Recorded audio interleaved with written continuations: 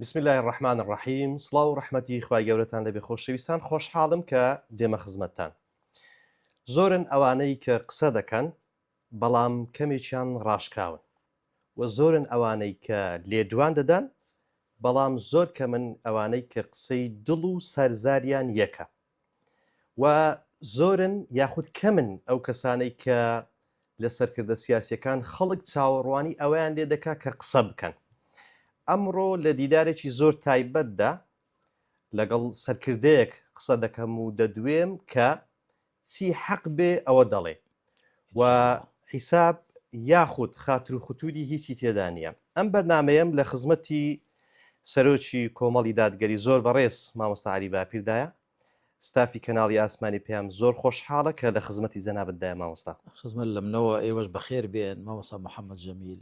هاوکارانیشت بەخێر بێن لە خزمەتی. ئەم پرسانەی دوایی زۆر خەڵک فێدا قسەی کرد بەڵام جەناب قسەکانت هێشتەوە بۆ کاتی ئێستا و هەروەها باس و پرسی نەتەوایەتی زۆر هاتە گۆڕێ. دەمەوێت بپرسم لە لای مامۆستا عەلی باپیر بابەتی سۆزی نەتەوایەتی چۆن پێناسە دەکات بە تایبەت کە جەنابتان لە ساڵی 1970ەوە لە نووسینی کتێب لە بابەتی سۆزی نەتەوایەتی و بیری ناسیۆنالیزم لە تەرازوی ئیسلامدا قسەی خۆتان کردووە. بەڵام لە حاڵی ئێستادا قسەیەکی جیاوازتر هەیە بیکەن؟ الحمد لله وصلى الله تعالى وسلم وبارك على رسول الله محمد وآله وصحبه ومن اهتدى بهداه. بخير بين دوبارك مامۆستا محەممەد. مەسەلەی نەتەوایەتی کە من بەڵێ ڕەنگە لە 1970 ئەوانە چاپ کرا بێ بەڵام لە 1984 کتێبی سۆزی نەتەوایەتی نووسی ئەو کاتە ماڵمان لە گوندی سەرسیان بوو لە بەری مەرگە. مەسەلەی نەتەوایەتی یا چ بۆ کورد چ بۆ عەرەب بۆ فارس بۆ تورک بۆ ئەفغان بۆ هەموو میلەتانی دیکە مەسەلەیەکی خواڕسکە زگماکە واتە شتێک نییە خەڵک فێری بکرێ یاخود دروست بکرێ. هەموو کەس کە ئەگە کووردە هەست بە کوردایەتی خۆی دەکات عەرەبە هەست بە عەرەباتی خۆی دەکات تورک و فارس و نەتەوەکانی دیکەش هەروە واتە ئەوە شتێکی خواڕسکە وە شتێکی ئاسایی و سروشتیە. بۆیە منیش کتێبەکەم کاتی خۆی ناوناوە سۆزی نەتەوایەتی و بیری ناسیۆنالیزم لە ڕوانگەی ئیسلامەوە ئاوام ناوناوە. من پێم وایە سۆزی نەتەوایەتی واتە ئەوە کە ئینسان میلەتی خۆی خۆش بوێ نەتەوەی خۆی نیشتیمانی خۆی خۆش بوێ و هەموو ئەو شتانەی کە پەیوەندیان بە نەتەوە نیشتیمانەکەیەوە هەیە وەکو ئەدەب و کولتور و مێژوو و فەرهەنگ و زمان و خۆشی بوێن و بۆیان هاوسۆز بێ شتێکی خواڕسکە. بۆ کورد ئەگەر نەتەوەی کوردی خۆش بوێ کوردستانی خۆش بێ بۆ عەرەبێک بۆ فارسێک بۆ تورکێک بە هەمان شێوە ئەوە وەکو مەبدە وەکو پرەنسیپێکی گشتی وەکو بناغە. بەنسبەت ئێستاوە تەمەن ئەو کاتە کە من ئەو کتێبەم نووسی وەکو چۆن ئێستاش کورد هەربێ قەوارەیە ئەو کاتی ژوا بوو و من ئەو کاتە گوتومە واتە 1984 بۆ ئێستا دەکا 42 ساڵ لەبەوە پێش یاخود ینی 41 ساڵ لەمەوە پێش گوتومە وەکو چۆن عەرەبستان هەیە پاکستان هەیە هیندستان هەیە ئینگلیستان هەیە تورکستان هەیە تورکمانستان هەیە عەجەمستان هەیە کوردستانیش هەیە وەکو چۆن ئەو نەتەوانە مافیانە لەسەر خاکی خۆیان بن بە ئازادی بە سەربەستی و بە زمانی خۆیان بدوێن و خاوەنی ئیرادە و ئیدارەی خۆیان بن. کوردیش هەمان ئەو مافەی هەیە کە ئەو نەتەوانە هەیەە بێکەم و زیاد جا ئەگەر کورد بێبەش کراوە ئەوە ستەمێکە لێی کراوە بەڵام دەبێ ورد سەرنج دەین. ئەو ستەمە وەکو من لە کتێبەکەدا باسم کردووە و زۆر لە مناسباتی دیکەشدا باسم کردووە. ئەو ستەمە لەلایەن چیەوە بووە؟ ئایا لەلایەنی عەرەب و فارس و تورکەوە بووە ئەو سێ گەلە ئەو سێ نەتەوە دراوسێمان نەخێر ئەوان ئەو کاتە بێچارە بوون لە ڕاستیدا لەلایەنی ئەو کاتە لەلایەنی پەیمانی شومی سایکس بیکۆ کە لە ساڵی 1916 زاینی ئیمزا کرا لە نێوانی رووسیا و بریتانیا و فەڕەنسادا و دوایش دەوڵەتانی دیکەش پشتگیریان کرد لەلایەنی ئەو زلهێزانەوە ئێمە ئەو ستەمەمان لێکراوە لەلایەنی ئەوانەوە نیشتیمانی ئیسلامی بەگشتی دابەش کرا وەکو گۆشتی خێرێ بەشرایەوە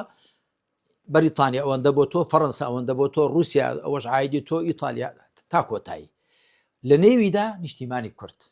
نیشتیمانی کوردستانی نیشتیمانی کوردی کە کوردستانی پێ دەڵێن دابش کرا و بەلای کەمەوە کرا بە 4 پارچە چکە هەندێک دەڵم پارچەیەکی دیکەشی هەیە لە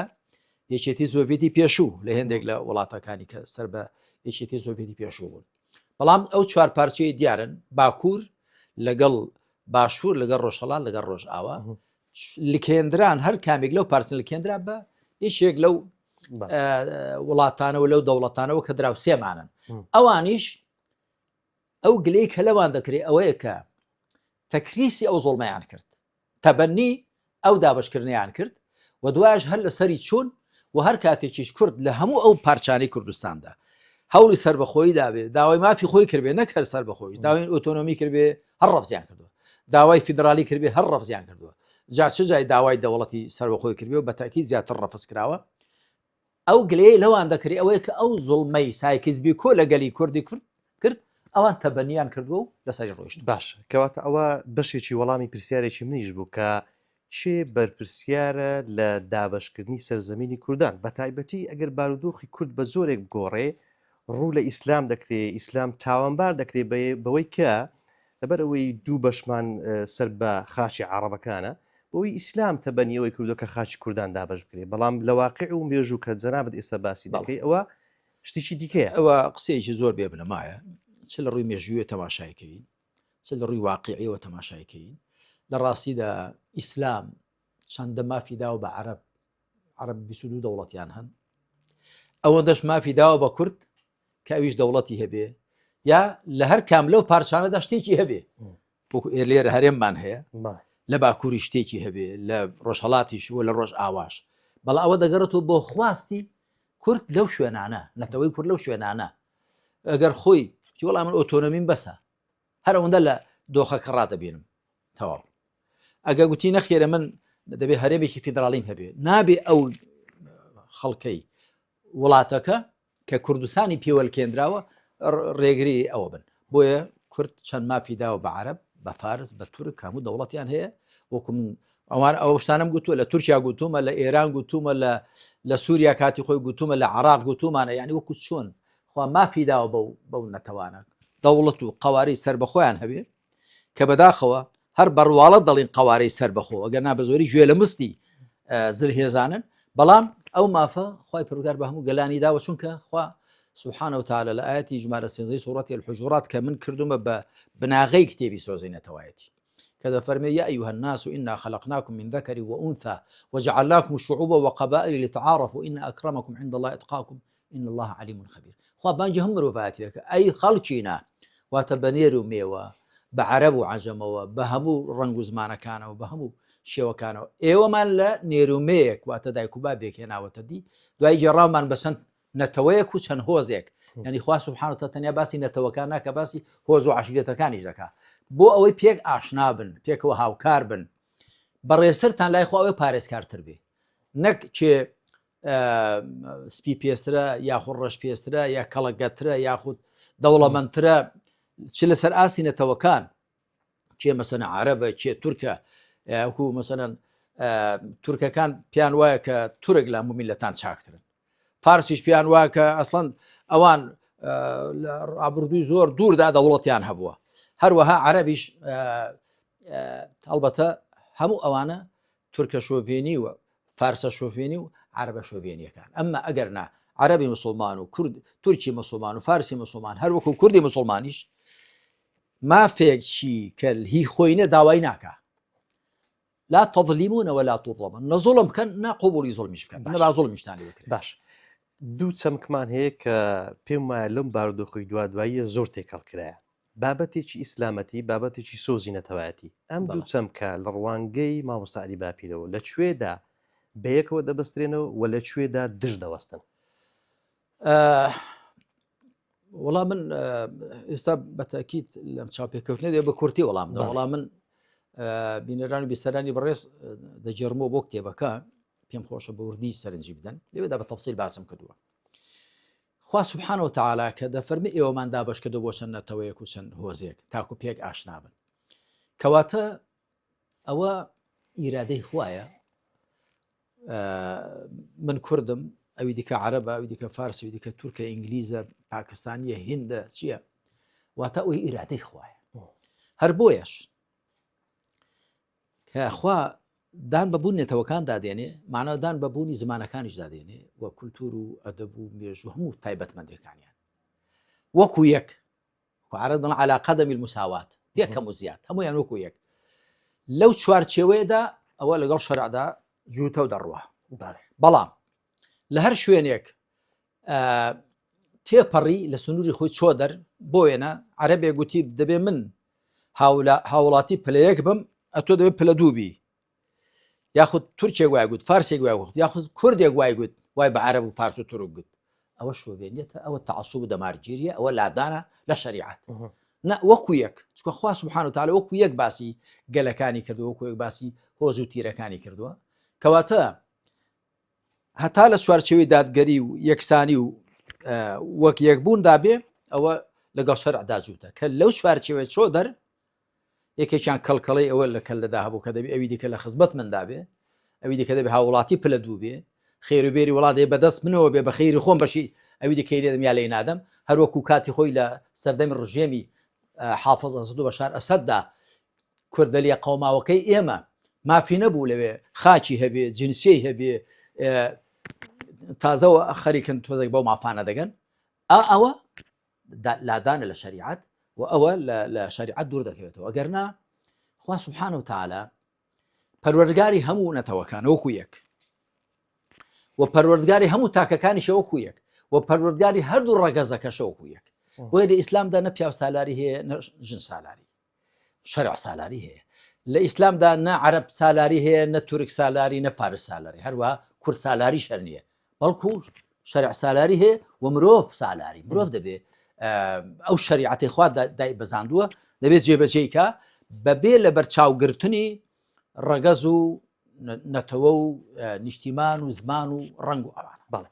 دوو بیر و بۆچوون هەیە لەوەی کە ئەگەر بێت و بتەوێت موسڵمانێکی باش بی دیندارێکی باش بێ دەبێت کەمتر گرنگی بەنەتەوە بدەیت لە بەرامبەر ئەوەدا هەندێک کەسی ناسیۆنالیزم تێپەڕاندن لە بابەتی نەتەوەی دەکەن زیاتر گرنگی بەنەتەوە دەدەن لە بەرامبەردا کەمتر گرنگی بە ئاین دەدەن یعنی مستەلاح دێتە پێشلەوەی کە یەکەم زار کوردم ئینجا مسلمانم نامسلمانم ئینجا کوردم یعنی ئاڵۆزێک لەو بابەتە هەیە ڕای جەنابی ئەمن وەکو هێلکەی سپیکرا دێخەوە بەردەستی جەنابیشتان و بینەرانی بیسەرانی بەڕێز ئەوانەی کە ناسیۆنالیستن چکە بیرۆکەکە ناسیۆنالیزمە بەڵام کەسەکە پێی دەگوترێ ناسیۆنالیست مارکسیست کۆمۆنیست ئەوانەی کە ناسیۆنالیستن ئەگە ناسیۆنالیست ئەگە عەرەب بێ دەڵێ عەرەب دەبێت سەردەستە بێ ئەگەر فارس بێ دەڵێ فارس دەبێت سەردەستە بێ تورک بێ دەڵێ دەبێت تورک سەردەستە بێ کوردیش بێ هەروە دەڵێ لە ڕاستیدا ئەگەر بە پێی بیرۆکەی ناسیۆنالیست بێ ناسیۆنالیزم بێ دەبێ میلەتان هەر پێکەوە شەڕ و بگرە و هەرایان بێ هەر کامیشان دەڵێ دەبێ من سەردەستە بم بەڵام بە پێی ئاەتی قورئان بێ وجعلناكم شعوبا وقبائل لتعارفوا إن أكرمكم عند الله أتقاكم أو كاتە نەتەوەکان لەوەدا پێشبڕکە دەکەن چیان بە تەقواتر بێ بە تەقواتر واتە پابەندتر بێ بە شەریعەتی خواوە ئەرکەکانی سەرشانی زیاتر جێبەجێکە خۆشی لە قەدەغکراوەکان زیاتر بەپارێزی معنای ئەو کاتە مەیدانەکە بۆ هەمان چۆڵ دەبێ بۆ هەمان فەراح و فراوان دەبێ ئەگەرنا لە شوێنێک عەرەب باڵا دەست بێ بڵێ دەبێ من باڵا دەست بم من دەبێت سەروەر بم ئەوی دیکە دەبێت لە بەندەستی من بێر و فارس و تورکی شەروە مانەوە میلەتانە دەبێت هەر پێکەوە خەریکی چەنگە پرچە و خەریکی من لە بەریەکدینان بنن وەکو لە ڕابردوودا وا بووە لەبەرەوەی کە بەو مەنتیقە کارکراوە نەک بە مەنتیقی ئیسلامی و شەرعی بەنسبەت ئەوەش کە ئەگەر ئینسان بیەوێ دینداری چاک بێ دەبێت لە نەتەوە و نیشتیمانی دوور بێتەوە ئەسڵ و ئەساسی نییە من لە کتێبی سۆزی نەتواتێ بە تەفسیل باسم کرد بۆ چونکە تۆ کە دینداری دەکەی دەبێت هەلی نە میلەتێکدا بێ و دەبێت لەسەر خاک و ئاو و نیشتیمانێک بێ نزیکترین نەتەوە بۆ تۆ ئەوەیە کە بە زمانەکەی خۆت قسە دەکەن و نزیکتر نیشتیمانەوە کە تۆ تێدا ژیاوی بۆیە بۆ ئێمەی کورد لە ڕاستیدا دەبێت نیشتیمانی خۆمانمان خۆش بێ نەتەوەی خۆشمانمان خۆش بێ بە تەنجی شێوە بین بەرەو خێر و چاکەی بێنین ئەوە دینداریەکەمانە. پێغەمبەری خاتەم سەڵات و سەلامی خوای لەسەر بێت چۆنی کرد پێشێ خۆی بەرپرسیار بوو بەرامبەر بەخۆی لا تکەلەف ئیلا نەفسک، دوایی عشیرەتەکەی و ئەنذر عشیرەتەکە الأقربین، دوایی قەومەکەی وئینەه لەذیکر لەک وەلیقەومیک، دوایی بۆ هەموو بەشەریەت. هیچ پێغەمبەرێک نەهاتووە سەڵات و سەلامی خوا لەسەر هەمووان بێ مەگەر گوتوێت یا قەومی اعبودوا الله ما لكم من إله غیره. ئەمە لە سەرزمانی هەرکام لە نوح و هود و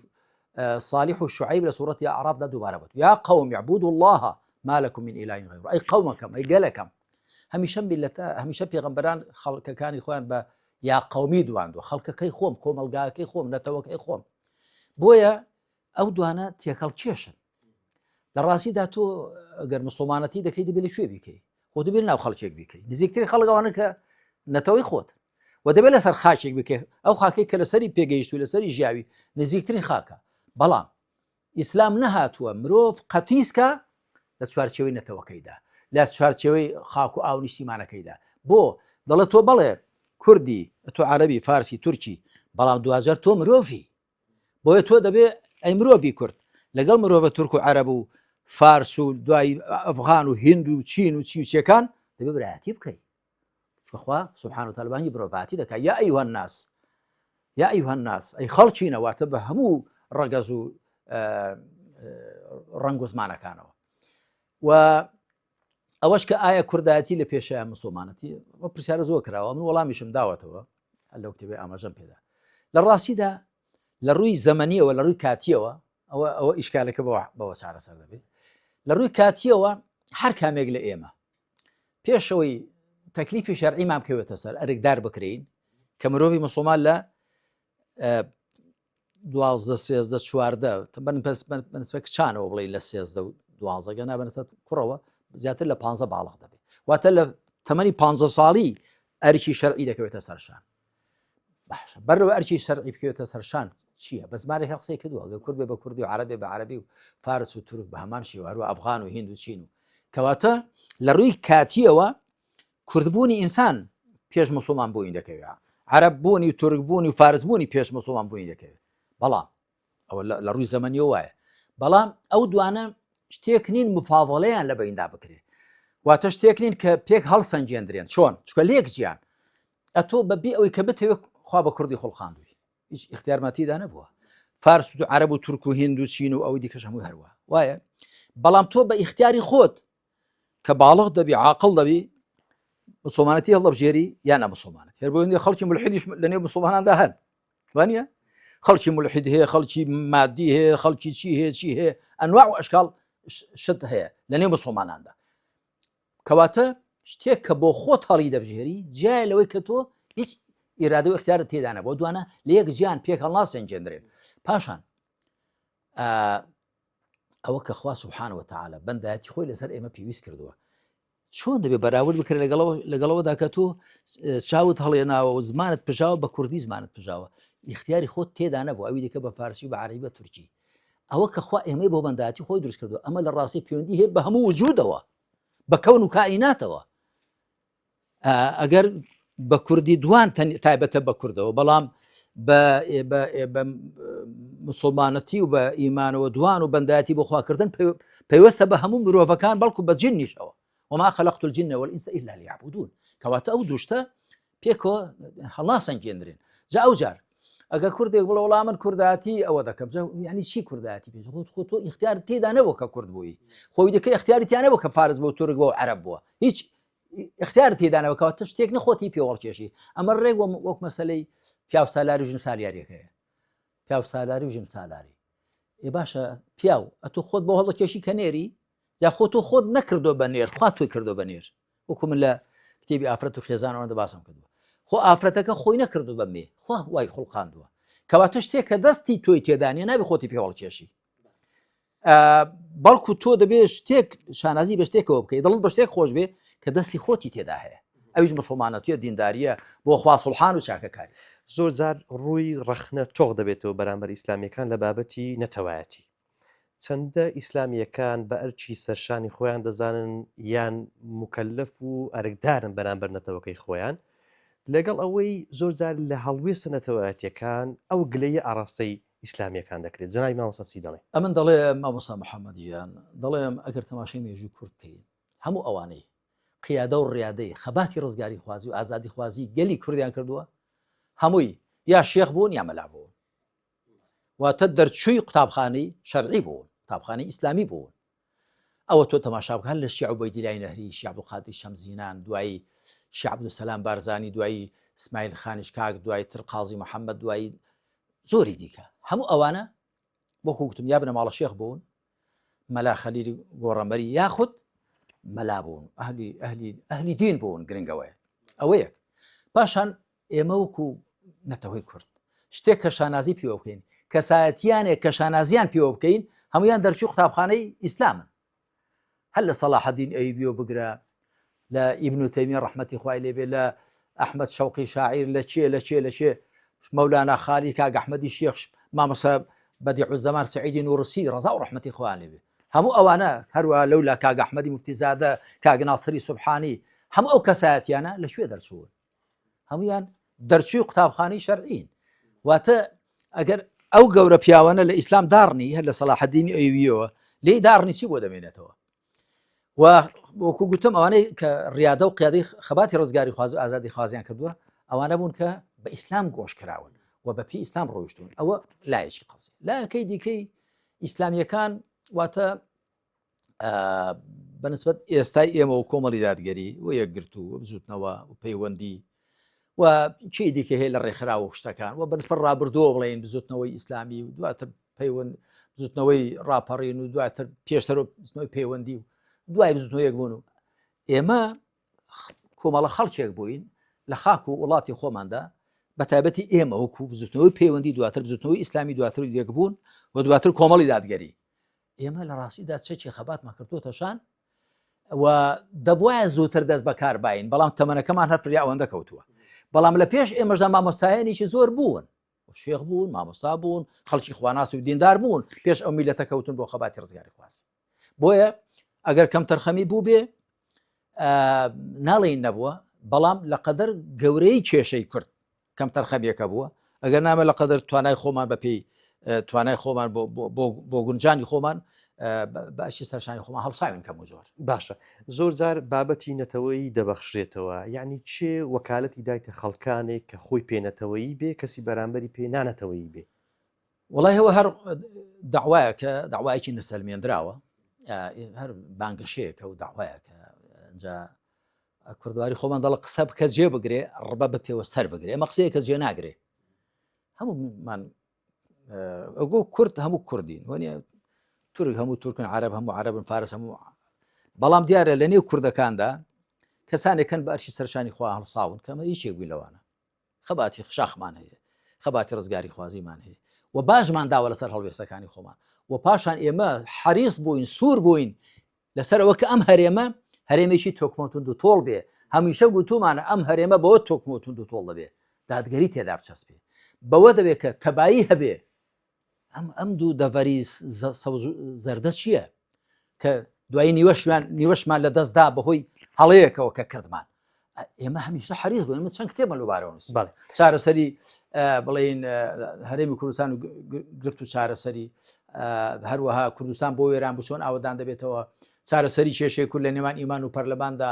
دوایی قورئان و پاکساز و چاکساز لە هەرێمی کورد چەند دەشتمە لەبارەوە نووسیوە واتە ئێمە حەریص بووین لەسەر کە هەرێمەکەشمان هەرێمێکی تۆکمە و تند و تۆڵ بێ کە بە تەکید هەمیشە کۆمەلگاکان بە دادگەری بە عەدالەت بە یەکسانی و ئازادی پرتەو دەبن بەڵام بە فەرق و جایی لێک باش هەندێک جار لەم بابەتانە لە پەنای سۆزی نەتەوایەتی و بەرگریکردن لە نەتەوە ئەم بابەتانە هەندێک کەس لە بۆسەدان دێن بابەتەکە ئەو پیرۆزیە کە ئاین هەیتی ئیسلام هەیتی قسەی پێ دەڵێن یعنی دەبێتە دەرفەتێک بۆ قسەگوتن بە ئیسلام بێگومان مسلمانانش لەو بارەوە نیگەران دەبن و تۆزێکیش بابەتەکە ینی ئەو یەک ریزەی کە لە نێوان گەلی کوردەیە تێک دەچێت قسەی تو لەم بارەیەوە چییە؟ وڵا قسەی منەوەیە پێغەمبەر صلى الله عليه وآله وسلم دەفەرمێ ليس المؤمن بالطعان ولا اللعان ولا الفاحش ولا البذي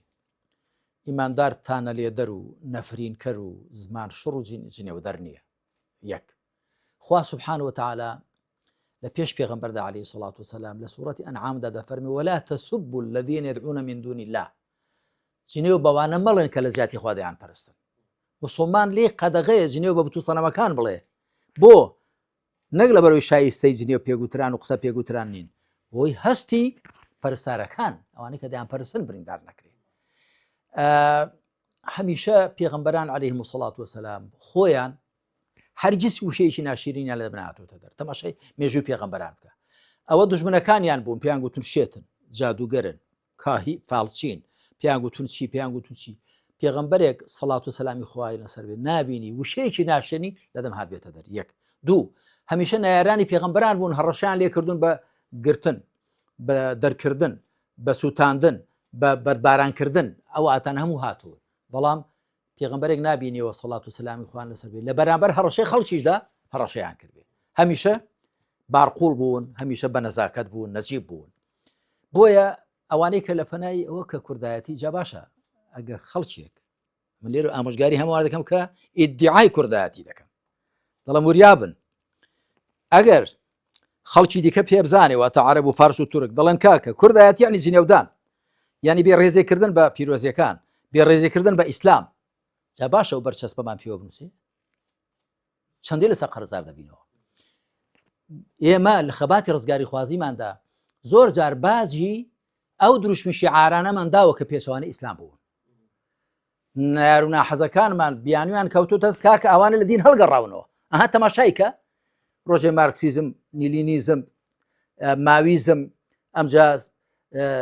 سۆسیالیزم ناسیۆنالیزم ئەو شتانیان تەبەنی کردو لیبرالیزم باشەمە ئیسلامیشی عەزیم و گەورە و فراوان و پڕ لە دادگەری و چاکەم لەوێ بێ ئەتۆ چ پەکرد لەسەر و ڕێچکە و پێچکانە کەوتووە وەکو مەهرە لە سەرەتا و ناو ڕێچکە واتە کوێرە ڕێ بەڵام ئیسلام شەقامە ڕێیەکە. تۆ تەماشا بکە ماوەسا محەممەد لە پشت تۆشەوە بینەرە سەر بەڕێزەکان ئەم ڕێ ئێمە لە سەرینی کە ئیسلامە 124,000 دانە پێغەمبەر بەسەریدا ڕۆیەوە سەڵات و سەلامی خوا لەسەر لە ئادەمەوە تا خاتم کە لە موسنەدی ئیمام ئەحمەد داهاتوە پێغەمبەران ژمارەیان 124,000 314 ڕەسوول بوون واتە خاوەن بەرنامەی تایبەت بوون ئەوانە دیکەش پێغەمبەر بوون واتە بەدوای ئەوانە کەوتون کە بەرنامەی سەر بەخۆیان هەبووە. باش ڕێیەک 124,000 هەر پێغەمبەری پێدا ڕۆی بێ گرەی تێدا نەماوە.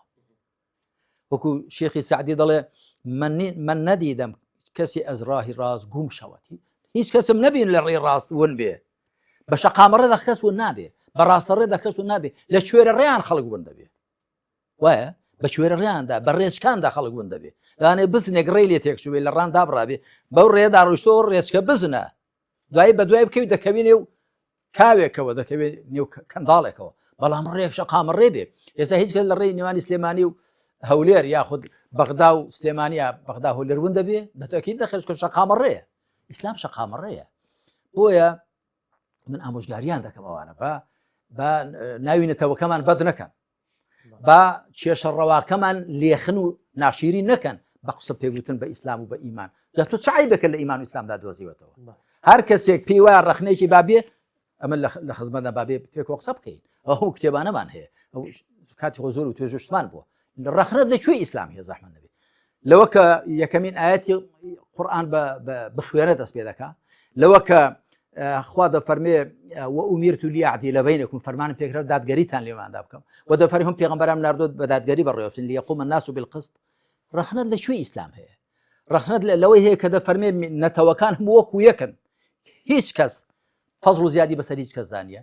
لەوە کە دەفەرمێ هەردوو ڕەگەزەکەی پیا و ئافرەت وەکو یەکن لە مرۆڤبوونیاندا لە بەندایەتی بۆ خۆیاندا لە بەرپرسیاربوونیاندا بەڵام هەر کامیشیان تایبەتمەندی خۆی هەیە ڕەخنەت لەکوێ ئیسلام هەیە لەوەدا کە فەرمان بە مسڵمانان دەکات هەمیشە داهێنان بکەن لە کاروباری دنیادا بەڵام پابند بن لادانیان نەبێت لە دینداریاندا چونکە دینداری مامەڵەی مرۆڤ لەگەڵ خوادا ئەوە مەجای عەقڵی کەم تێدایە تۆ دەبێت بۆ شێو خوا بپەرستی کە خوا فەرمانی کردووە بەڵام لە کاروباری دنیادا زانانی ئیسلام گوتویانە ئەسڵ لە معاملاتدا بریتە لە دەستکراوەیی ڕەوایی معاملات هەڵس و کەوتەکانی سیاسی ئابووری کۆمەڵایەتی دەست کراوەیە چۆن بەرژەوەندی تحقیق بێ وا بکە بەڵام ئەسڵ لە تەعەبوددا کاروباری کە پەیوەندی نێوانی مرۆڤ و بەندە بریتێ لە پابەندی بەدەقەکانەوە. بەڵێ بارودۆخێکی هەستیار کە بەم دواییە لە سووریا هاتە پێش ئەوش بارودۆخی سووریایە. لەبەرەوەی من پابندم بەو کاتێککە هەمە هەندێک بەڵگە هەیە کە لە ڕابردوو هەدووە بە تایبەتی لە بارودۆخی ناوچەکان کە ئێستا دەگەینە ئەو ڕایی کە لە پێشووتردا چت گوتووە ئێستا خەریکە کوردەکانی ئەو پارچانە دەگەنە ئەو قەنەعاتەی کە دەبێت لەگەڵ حکوومەتی نێوەندیدا بسازێن یاخود چارەسەری کێشەی کورد دەدەبێت بەدەستی کورد بێ لە نێوخاچی کوردان بێ وەک ئەوەی کە لە 12/1992 لە بەردەم پارێزگاری هەولێر لێرەدا وتارێک تێ ئەمە باز دەکەیت و خەڵکیش چاوەڕێ بوو لە جەنابی مامۆستا عەلی باپیر لەم بارودۆخانەدا قسەیەک بکە و ئەوەی کە لە سەرەتاش گوتم کاتێک کە شتێک حەقبی دەیڵێ خاتر و ئەو بابەتەی تێدانە لە ئێستادا لە بارودۆخی سووریادا چی دەڵێ؟ وڵای سەرەتا ئەوە دەڵێم وەکو پێشدەستی ڕاستە من ماوەیە کە بێدەنگم و خەڵکێکی زۆریش پیان گوتوم مامۆستا بۆ دوو قسە ناکەی لەو بارەوە وڵای جارێ قسە زۆر دەکرێن و زۆربەی قسەکانیشم بەدڵ نین ئەگەر مامۆستایەکی ئاینیە ئەگەر مەسەلەن کەسێک خوێندەوارێکە بەرپرسێکە هەر کەسێک بە ئینسافەوە تەماشای مێژووی ئێمە بکە چ بەندەوەکو خۆم چێ وەکو کۆمەڵی دادگەری پێشتر بزوتنەوە ئێمە هەمیشە لە سەنگەری مەزڵوماندا بووین بۆ نەک بەخۆشی خۆمان خی پەروەردگار پێمان دەفەرمێ وما لكم لا تقاتلون في سبيل الله والمستضعفين بۆچی لە پێناوی خوادا ناژەنگن و لە پێناوی چاوسێنراواندا یعنی من لەسەر فەرزە هەر کەسێ بچەوسێندرێتەوە لەم سەرزەویە لەگەڵی دابم هەر بۆ ژێمە کاتێ مسلمانانی غەزە و مسلمانانی فەڵەستین زۆڵمیان لێ دەکرا ئەوەندی کە شیرمان بڕی کردو توانیومانە بەرگریمان لێ کردوون هەروەها کاتی خۆی مسلمانانی دیکەی ڕۆژهەڵاتی ئاسیا هەروەها ئیگۆریەکان هەروەها کاتی خۆی لە جنوبی لوبنان لە هەر شوێنێکی دیکە کوردی خۆمان لەکوێ ئێمە هەمیشە لەگەڵ مەزڵوماندا بووین قورئان وامان پێ دەفەرمێ و قورئان دەفەرمێ لا تظلیمون ولا تظلمون نە زوڵم بکەن نەبا زوڵمیشتان لێ بکرێت ئەوە دوو سێ کوردی ڕۆژئاوا یاخود بەشە کوردستانی ڕۆژئاوا بەشێکە لە کوردستانی گەورە گومانی تیان بەشە بچووە کەشێتی چ لە ڕووی ژماری دانیشتوانیەوە چ لە ڕووی جوغرافی و پانتای جوگرافیەوە بەڵام ئەوانەی لێوان خوشکبرای ئێمە خوشکبرای ئێمە لە ڕووی نەتەوەییەوە ئەگەر ناخۆ خەڵکی سووریا بووی خوشکبرای ئێمەیە ئەوەی لە ڕووی دینیەوە خوشکبرای دینی ئیسلامیمان بێ ئەگەنا لە ڕووی ئینسانیەوە دورزیەکان و چێ ئەوانە هەمووی هەنەمووی مرۆڤن ئێمە ئەوە تەماشای خەڵک دەکەین دەڵێن خەڵک وەکو عەلی کوڕی ئەبی طالیب خوا لێ ڕازی بێ گوتی الناس إما نظير لك في الخلق أو أخ لك في الدين خەڵک یان وەکو تۆ مرۆڤە یان براتە لە دیندا ئەوەی لە دیندا براتن بێ برای دینیتە بە برای ژینیتە برای نەتەوەی برای ئینسانیتە ئەنجا بەنسبەت ئەوەی کە لە سووریا دەگوزارێ مامۆستا محەممەد ڕەگوڕیشەی زۆرە ئەمن پێم وایە خەباتی ڕزگاری خوازی چ لەوێ چ لە هەر شوێنێکی دیکە زۆر جار باجی هەڵەکانی خۆمان دەدەین زۆر جار باجی هەڵی خۆمان دەدەین ئەگەر پەیەدە و قەسەدە و ئەوانە لەسەر پێی خۆیان وەستابان پشتیان بەخوا بەزبا هێلکەی خوانەوە لە سەبەتی ئەمریکا نەکردبا دوای ئەمریکا دەیتوانی ئەوە بە ئاویاندادا هەروەها قازی محەممەد بەڕەحمەت بێ کاتی خۆی کە پشتی بە یەکێتی سۆڤێت بەست و شۆڕشەکانی دیکەش پێویست ناکە هەمان باسکەین کەواتە ئەو بەڕێزانە کە خۆیان بە نوێنەری کوردی ڕۆژئاوا دەزانن پێشمان نوێنەری هەموو کوردان ڕۆژئاوا نین نەپارتیویچێتی لێرە نوێنەراتی هەمووان دەکەن بە کۆمەڵی دادگەری و بە یەکگرت و هەڵوێست و هەمووشمانەوە خەڵک هەمیشە گەورەتر لە حیزب ئەوانیش باوان نەڵێن کە پێیان وابێ کە میلەتی سووریایان خەڵکی سووریایان کوردەکانی سووریان لە خواندا خوڵاسە کردنەوە ڕاست نییە ئەوان هەن خەڵکی دیشێ خەڵکی دیکەشێ خەڵکێکی زۆری شێ نەچێ سەر سوارچەوەی ئەو حیزبانەوە بەڵام زۆر جار کاتێک لایەنێکی سیاسی هەڵەیەک دەکات سەرکردەیەکی سیاسی هەڵەیەک دەکات میلەتەکە هەموو باشەکەی لەگەڵ دەدا ئەنجا دەبێت تەماشا بکەین بەرژەوەندی کوردانی سووریا لە چیدایە ئەمن بەڕاستی دەستخۆشی دەکەم ئەوانی کە داوای مافی ئەوان دەکەن و خۆ پێشاندانیان کردو هاوکاریان بۆ نردون دەستیان خۆش بێ بەڵام لە زیاتی ئەوەی کە دینار بۆیان کۆ بکرێتەوە لە کەناڵێکی ڕاگەاندنەوە جا بکرێتە بانگەشەیەک ئەمن ئەو برادرانە دەناسم هیوایان هەیە گاڵتە بە $1 ملیار دەکا باس 5-6 ملیاریان بۆ بنێرن هێزیان هەیە هەر هی سووریا بە ئەوانە بنێرن ئەمما خۆڵکردنە چاوی خەڵکی هیچ نییە وە لە ڕاستیدا ئێمە هەتا سەر ئێسقان قەنەعەتمان وایە دەبێ کوردەکانی سووریا هەروەها عەرەب و دروز و ئەو هەموو ئەوان دیکەی کە لەوێ هەن چکە تۆگە بێنە دروزیەکیش بدوێنە دەڵکا کە بەش مەزڵومین هەرچاندەوان زیاتر لەگەڵ جوولەکە ڕێکەوتوون بەڵام عەرەبیشیش بتوێن دڵ بابە ئێمە زۆرمان لێ کوژران کاتێک ئێمە لێمان دەکوژران ئەو کوردانە لە ماڵ و حاڵی خۆیان لە شوێنی خۆیان بوون ئەوش بێ بەرچاوی خۆت کە دوای عاشائیری عەرەبەت لێ هەڵدەگەڕێتەوە ئەویش تەماش بیری دێتەوە دەڵێ کاکەم لە ساڵەهای ساڵ 1 ملیۆن کەسیان لێ کوشتم ئەو ڕژێمە تۆ بێ هەڵوێز بوو بەرامبەری ئەوش هەیە خۆت وەش لێک دێەوە لەگەڵ هەموو ئەوانشدا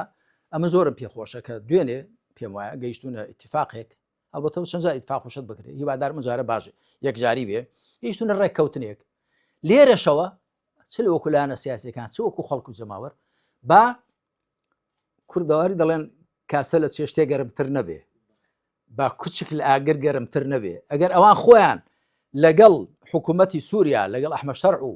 ئەوانی حکوومەتی سووریان پێکەنەوە ڕێک کەوتون ئێجا باش ومادەوە خۆ ڕێک دەکەوێت تۆ لێرە بۆ پیرۆزبایی لێ بکەیت کاکە مبارەکە و دەستت خۆش بێ نەک کاسە لە چێشتێ گەرم چۆن وات کرد تۆ لە شوێنی ئەو بەدەخوا تۆ چی دەکەی ئەو واقعەکەی خۆی وا خوێندێتەوە و بیستیشم کە عەبدوڵڵا ئۆجەلانیش لە سجنەوە جوابی ناردو توێتی کاکە داوای دەوڵەتی کوردی وشت بکەنەوە بەکەڵک نایە لەگەڵ حکوومەتەکەی وێ ڕێکەون هەرە هەمان قسەی ئەمریکا و نەتوێ گرتوەکان و هەمان قسەی وڵاتانی دیکەشە ئێمەش چی ئەوان بۆیان دابین بێ لە مافەکانی خۆیان پلگیریان دەکەین بەڵام ناچین پێش ئەوان بکەوینەوە و ناچین کاسە لە چێشتێ گەرمتر بکەین بەڵێ ئەو کاتێک کە لە بەدەستمە دەمێ ئەو دەرفەتە بغۆزمەوە هەندێک بابەت هەیە کە گەرمە لە عێراق ئەویش بارودۆخی نێوان هەم حکوومەتی هەرێمی کوردستان هەم عێراقا لە سەرەتا لە سەروبەندی پرسی هەڵبژاردننی سەرۆکایەتی کۆمار سەرۆکی کۆمار وە سەرۆکی ئەنجومەنی وەزیرانی حکوومەتی عێراقی دەست پێ دەکەم قسەت لەسەر ئەو یەکلایکردنەوەی سەرۆک کۆمارچیە وڵی قسەمەوەی سەرۆک کۆمار پشتی کووردە ڕاستیدا نەهی پارتیە بەتەنێ نەی یەکێتی بەتەنی هەردووکیشانە بەتەنیە هی کووردە بەڵام تا ئێستا پارتی وێچێتی بڵێ لێ ژمارەیان زیاتر بۆ یان علاقات و پەیوەندی ئیقلیمی و لە نێو خۆشدا لەگەڵ شیعەکان زیاتر ڕێککەوتون پێم خۆشە بە زووترین کات گەنەیەک ڕێککەون چکە وەزی عێراق و منتیقەکە هەموو بەرە گۆڕانکاریە بە زوو بگەنەیەک تەنازۆر بۆ یەکدی بکەن و هەر بۆ خۆیانە علاقی بە ئێمەوە نییە پشک و بەشمان تێدا نیە لەم جەوەدا ئەگەنا لە ڕاستیدا هی پارتی وێچێتی نییە هی پشتی کووردە وەکو عورفی سیاسی لە عێراقدا هەر وەکو سەرۆکی ئەنجومەنی وەزیرانیش پشتی شیعەیە ئەویش دیسان وەکو عورفی سیاسی ئەگەنا خۆ هیچ دەقێکی لەسەرن لە دەستور لە هیچ شتێک هەر وەکو پشتی سەرۆکی پەرلەمانێکی عەرەبی سوننی بەنسبەت ئەوە من نازانیدی هەر بەشتومڕیانە کۆ دەبنەوە دادەنیشن و نازانم کۆبنەوەی بێ ئەنجام زۆرن هیوادارم کۆبنەوەیکی جوامێرانە بکەن و نقطە تێدا نقطەی تا بخەنە سەرفیت و ئەو کێشە کۆتایی پێبێن باشی کە تۆپ لە ساحی ئێمەدا نەبێ باش وەک باست کرد وەک عورفێکی سیاسی لێ هاتووە سەرۆکی ئەنجومەنی وەزیران پشتی شیعەیە ئێستا ئەو هەمەهەنگی شیعە کاندیدێکیان دیاری کردەوە بەڵام لە بەرامبەردا وەک دەڵی ڤیتۆی ئەمریکای لەسەرە قسە لەسەرەوە دەکرێت کە ئەوە شتێکی ناوخۆی عێراقە تایبەتمەندی هەیە بە عێراق سەروەری خاچی عێراق قسە لەسەر ئەو یعنی دەستێوەردانی ئەمریکا لە کاروباری عێراق لەسەر ئەوە زۆر بە کورتی ئەوە دەستێوەردان و پێشێلکردنی سیادەی عێراقا شتێکی بێمەعنایە ئەمریکا بیکە رووسیا بیکە هەرکە ئێران بیکە هەر کەسەی بیکە شتێکی بێمەعنایە لە ڕاستیدا دەبێت لێبگەڕ خەڵکی عێراق بۆ خۆیان سەرۆک کۆماری خۆیان هەڵبژێرن سەرۆک ئەنجومەن وەزیرانی خۆیان پەرلەمانی خۆیان و شتەکانی دەکەی خۆشیان کەس ئیرادەی خۆی لەسەر ئەوان فەرز نەکە بۆ ئەوەی ئەو کەسە کە هەڵدەبژێردرێ تعبیر بکە لە ئیرادەی خەڵکی عێراق نەک تعبیر بکە لەوە کە ئەمریکا دایناو ئێران دایناو تورکیا دایناو چێوچۆ دایناوە ئەوە قسەی منە جا چ بەنسبەت سەرۆک وەزیرانەوە بێ و بەنسبەت شتەکانی دیکەشەوە باش موچەخۆرانی هەرێمی کوردستان لە بارودۆخێکی یەکجار ناهەموار و خراپدا لە کۆتاییەکانی ساڵی ڕابردوو دوو موچەی فەرمانبەران فەوتاوە ئێستا ئێمە نزیکین کەمانجی یەک تەواو دەکەین هیچ سەر و سەودایەک لە بابەتی موچە لە ئارادانیا لەو نێوەندەدا هەردوو حکوومەتی هەرێم حکوومەتی ناوەندی یەکجی تۆماربار دەکەن قسەت لەسەر ئەم بابەتە و ئەم حەقی فەرمانبەران چییە؟ وڵی زۆر بە کورتی قسەمەوەیە من کاتی خۆشی کە بەڕێز سوودانیم بینی گوتمە تۆ دای بنێ پارتی وشێتی زۆڵم دەکەن لە خەڵکی هەرێمی کوردستان بەڵام خۆ تۆ سەرۆگۆزیرانی هەموو عراقی خۆ هەرێمیش بەشێکە لە عراق ئەتۆ بۆ کارێکتان کردو موچەخۆرانی پارێزگاکانی دیکە هەمویان مانگانە موچەی خۆیان بگاتە دەست لەگەڵ ئەو هەموو قەیران و شێشانی کە هاتانن ئەی بۆ واش ناکەن لە هەرێمی کوردستانی جا هەمان وابێ هەمان شت بێ نازانی کە بەرامبەر بە خەڵکی هەرێمی کوردستانی بەرپرسیاری هەڵبەتەویش قسەی خۆی هەبوو کە ئەوانە شایستە داراییەکان و نەوت و چی تەسلیم ناکەن ئێستا نازام داخوات تا سڕادێک ئەو گرێگۆ تاڵانە چارەسەر بوون ئەمن قسەیکی کەشم ئەوەیە کە لێرە لە هەرێمی کوردستان دەبێ بیانوو نەخەنە دەستی حکوومەتی فیدراڵی و پێویستە ئەرکی خۆیان بەباشی جێبەجێکەن و ئەگەر هێندە سوور نەبێت لەسەر ملیاریەکانیان زیاترکەن ملیارەکانیان ملیار دۆلارەکانیان زیاترکەن بە چاوی ڕەحم بەزەی تەماشای خەڵک و هاوڵاتیان بکەن کوڕکچی خەڵکی وکو کوڕکچی خۆیان ببینن گوێ لێ کاکە ژیان جا چ بە نسبەت دەڤەری زەر و چ بە نسبەت دەڤەری سەوز ئەگە کوڕکچی خەڵک ئەگەر هاوڵاتیانی دیکە وەکو ئەوان وەکو خەڵکی دیکەی دەوروبەری خۆیان تەماشا بکەن هاوڵاتی بوون پێوەربێ مرۆڤ بوون پێوەربێ نەک ئینتیمای حیزبی و عەشیرەتی و دەڤەر و ئەوانە ئەو کاتەگەر لێرە ئەرکی سەرشانی خۆیان جێبەجێکەن 100 قسەیان دەبێ بەرامبەر بە حکوومەتی فیدراڵی بەڵام وەختێگە تۆ لێرە کەم تەرخەم دەبی و خەڵکەکەی خۆت دێت بێزار و تووڕە و نیگەرانە ئەوش دەزانێت تۆ وەزعەت چۆنە لێرە بۆیە خۆت لێ دەخاتە سەرپشت و لێت بێمنێتە ئەگەر نا من پێم وایە هەم حکوومەتی فیدراڵی بەرپرسیارە و لێرەش باشۆچی جۆرە حکوومەتدارێکە تۆ موچەت پێ نەدرێ ئەمە زۆر قسەی زۆر زلزل دەکەی وامان کرد و وا دەچین و ئی باشە بێنە موچە بدە موچە ئەوە لای کەمی مافی مرۆڤ لای کەمی مافی هاوڵاتیان و هەرێم نشینەکانی خۆتە ئەتۆ گەموچەکەیان پێ نەدێ قوت و بژیوەکەیان بۆ دابین نەکەی کۆتا پرسیارم لەسەر وەک گوتت بارودۆخی ناوچەکە ڕوو لە گۆڕانکاریە و وردە وردە گرژیەکان لە لێدوانەوە دەست پێ دەکەن ئەو گرژیانەی کە ئێستا لە نێوان ویلایەتە یەکگرتووەکانی ئەمریکا و کۆماری ئیسلامی ئێران هەیە بەوەی کە کەشتیگەری زەنجیر نزیک بۆتەوە لەو مەنتیقە لە ڕۆژهەڵاتی ناوەڕاست قسە لەسەر ئەم بابەتە چییە؟ وڵاهی ئێمە لە کۆتا کۆبنەوەی مەکتەبی سیاسیشدا بەلاغێکمان دەرکرد ئاماژەمان پێدا بوو ئێمە پێمان وایە ئەمریکا هەڵەیەکی زۆر گەورە دەکا ئەگەر بە زەبر و چەک بەکاربێنێ دژی ئێران لەبەرچی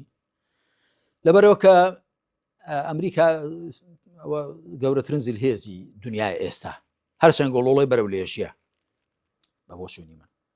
بەڵام تا ئێستا گەورەترین زیلهێزە باشە گەورەترین زیلهێز ئەتۆ دەبێت زیاتر ئاگات لە ئاشتی و ئارامی و هێمنی و تەبایی بێ نەک هەڕەشە گۆڕەشە بکەی لەسەر خەڵک بۆ کۆی بەسەر فەنزوێ لای هێنا بەسەر کوێ پاشان ئێرانیش بەشی خۆی هەیە چەکی هەیە و ئێران لەوەتی دروست بووە ئەوان پێ دەڵێن خودکەفایی پشت بەخۆ بەستن کە ئەوە نقطەی قووەتی ئێرانە لەسەر پێخۆیان وەستاون لە ڕووی چەکەوە لە ڕووی فرۆشتنی نەوتەوە لە ڕووی پێشەسازی نێوخۆوە لە ڕووی دابیکتی پێداویستەکانی خۆیان لەسەر پێخۆیان وەستاون کەواتە ئێران پاروێکی هێندە ئاسان نییە و بە شەڕی 12 ڕۆژ بۆیان دەرکەوت بۆیە من پێم وایە ئەمریکا بیر لەوە نەکاتەوە خراپە ئەوە و ئەوە قەزێک هەر ئێران نابێت ئێرانیش چەکی هەیە بەکاری دێنێ و گوتوشیانە ئێران خۆ ئێران ناشارێتەوە ئەمە هەموو ئەو ئوستولە جەنجیانەی کە دایانهێنن ئەوە دەبنە نێچیری ئێمە و پاشان شوێنەکانی دیکەش وڵاتانی دیکەش دادەگرێت کە ئێران هەر شوێنێک بنکەی سەربازی ئەمریکی لێبێ دەستی بیگاتی لێ دەدا کەواتە شتەکە زۆر دەتەنێتەوە هەر بۆیەشە پێم وایە دۆناڵد ترامپ پێیەکی دێنێتە پێش دوان دەباتە دوایە و من بیستیشم کە جاری پێشەیە کە خەڵک هەمووی لەسەر هەز بوو ئەها ئەم شەو ئەمریکا لێ دەدا لە ئێرانێ بە پێ زانیاری من و کە گوێ پێدا هەڵدەخەین قوارەی زایۆنی هەروەها ئیمارات و سعودیە و هێندێک لە وڵاتانە خۆیان بە ترامپیان کە دوشتیوانەکەی چونکە ئێمە نە ئامادەین و نە هیچ هەموو زەرەر دەکەین منتیقەکەمووی ئاگر دەدرێت بۆیە پێما شتێکی زۆر خراپەوە ینی دەرهاویشە زۆر خراپی دەبێ مەرجش نییە ئەمریکاوا بە سەلامەتی لێ دەرچێت. بڵێ زۆر سوپاس بۆ ئەم کات و دەرفەتە زۆر بەڕێز جەنابی مامۆستا علی باپیر سەرۆکی کۆمەڵی دادگەری کە لەم دەرفەتە لە خزمەتتدا بووین. خزمەت لێمە سپاس بۆ ئێوەش بەخێر بێن یاخوا دووبارە مامۆستا محەممەد جەمیل. سوپاس بۆیە بەڕێز و خۆشەویستان سوپاسی هاوکارانم دەکەم تا دەرفەتێکی دیکە کە دەگەمەوە خزمەتتان بەخوای گەورەتان دەسپێرم وەسەلام عەلەیکوم وەڕەحمەتوڵڵاهی وەبەڕەکاتوه.